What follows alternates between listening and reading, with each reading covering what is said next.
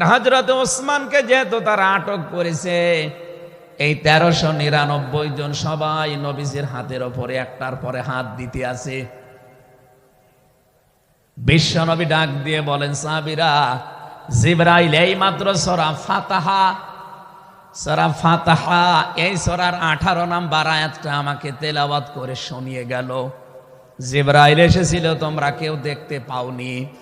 জিবরাইল আয়াতটা শুনিয়েছে, লাকাদ রাদিয়াল্লাহু আনিল মুমিনিনা ইয ইউবাইউনাকা তাহতাশ শাজারাতি ফাআলিমা মা ফি কুলুবিহিম ফানজালাস সাকিনাতা আলাইহিম ওয়া আসাবাহুম ফাতহান করিবা। খুব খেয়াল করেন, সেই সময় পর্যন্ত আমি চলে এসেছি।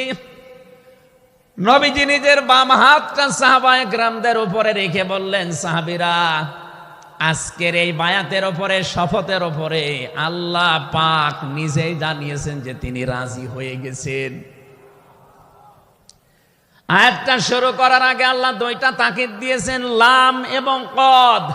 লাকাদ রাদিয়াল্লাহু আনিল মুমিনিন।